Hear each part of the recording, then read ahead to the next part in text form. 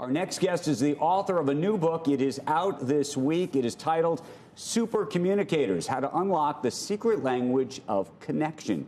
Charles Duhigg is a Pulitzer Prize-winning journalist and author of several books, including The Power of Habit, which I've used to try to keep my habits going, though I'm not always as good as I should be. But I'd like you to probably stop some of the habits I've seen that you well, you can talk to Charles do you have a book about how you can do that? Well, he's got quite a few. You know what Charles has, though? This book, which is fascinating and really actually teaches you, Joe, how to communicate, how people can learn from each other, how to make people feel right. Do I have to listen to them?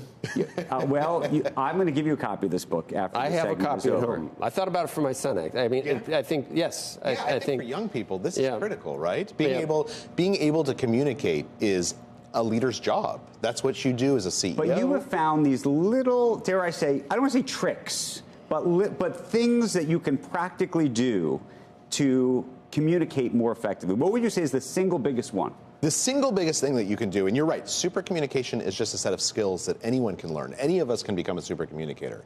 But the single biggest thing is to ask more questions. And in particular, to ask a special kind of question known as a deep question.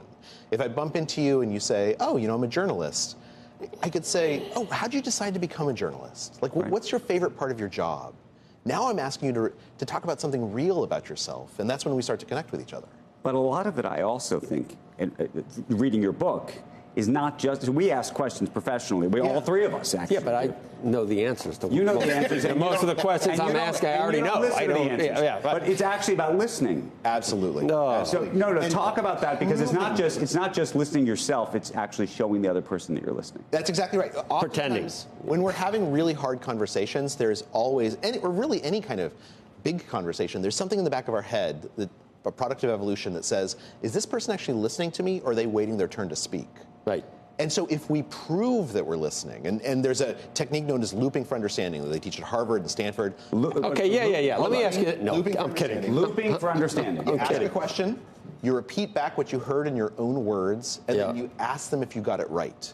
And what studies have shown is that when you do this, it transforms conversations, because that other person believes you're listening to them, you've proved it, and that makes them want to listen to you in return. Okay, what about challenging, confrontational conversations? Yeah, those are tough, right? And in the book we tell the story of Netflix, where there was an internal civil war over race. And it would have been very normal for the company to say, look, this doesn't belong at the office. Leave politics at home. But instead they said the opposite. They said, look, let's acknowledge our differences, but let's also acknowledge all of our similarities, that we're all people who are members of our community, we care about this company. And it's only by bringing everyone to the table and giving them a voice and showing that we listen to each other that you resolve issues like that. And so that's exactly right. In conflicts, we have to do the same thing. Okay, here's a harder one. So we're doing this face-to-face. Yeah. But the whole world has moved to this. Yes. And it's not just FaceTime. It's on text. It's on Slack. It's on email. And so often, it feels to me like people read things into your messages, right? Absolutely. Absolutely. And this happens all the time. And it's oftentimes when we make a mistake, and it's because we forget that different forms of communication have different rules. So when telephones first became popular, there was this theory that nobody would be able to have real conversations on them because they couldn't see each other. But of course, you and I, by the time we were teenagers, we had conversations for 7 hours a night. Right. And our kids, I'm sure this is true of your kids, when they're on the phones, they understand that a text is different from an emoji, is different from an email, is different from a phone call. But those of us who are a little bit older, sometimes we forget that there's differences, and we just have to remind ourselves of those rules. But what are the rules? I mean, no, because also people try to read in, I wouldn't say the best of intentions, they often read in the worst of intentions. I think that's right. Or you might say something sarcastic and you can hear the sarcasm in your head, but they don't see it when they get the email. And I think the key there is to overemphasize. So there was a bunch of studies done looking at particular online discussions, and they found that if just one person started saying please and thank you, the entire conversation got better, no matter how big it was.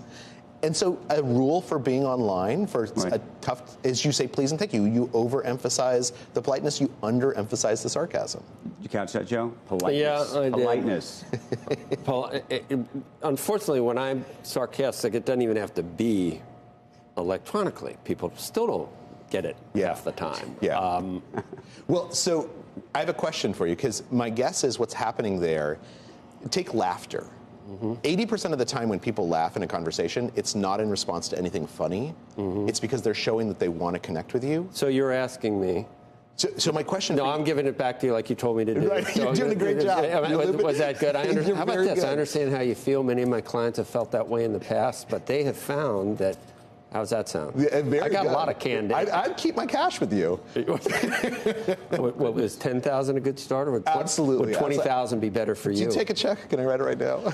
I did think about how to win friends and influence people as one of if you've read that. Of course. And communicating, but a lot of it, I'll tell you what, I don't want to lessen what you're doing, but it kind of seems like sometimes you're steering people where you want them to go for your own purposes. Well, so what's happened in the last 10 years is we're living through this golden age of understanding communication because of advances in neural imaging and data collection. We understand how communication happens in a way that back during that time of win friends and influence people, they didn't understand. Yeah. And one of the things that we've learned is that their authenticity is incredibly important. That if I try and manipulate you in a conversation, maybe it'll work for a couple of minutes, but you're going to see through it, right?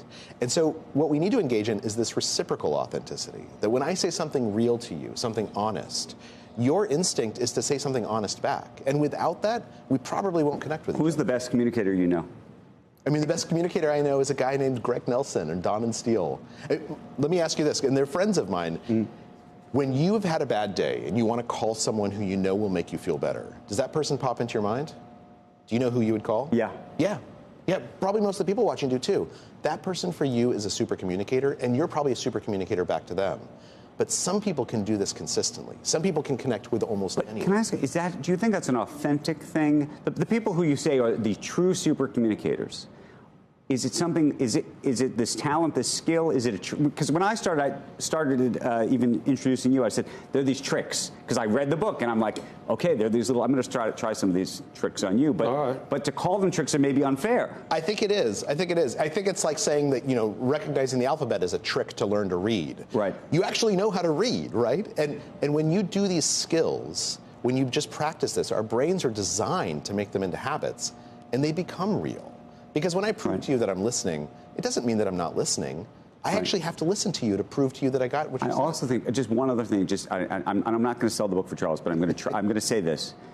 I don't know if you ever have, you don't have this, but if you ever have an insecurity about going up to somebody and talking to somebody, I actually thought that there were lessons in this book about that would actually make you feel better and more secure in actually approaching other people. Absolutely. There was a great study done by Harvard Business School where they told students they were going to have conversations with strangers, which is really anxiety producing. And they told them, take 5 seconds and write down 3 topics you're going to talk about. Simple stuff like last night's movie and this weekend's game. And they found that people stuck those topics in their pocket and they never came up. But they reported being so much less anxious and the conversations being so much better simply because they had prepared for a little bit and they had something to fall back on.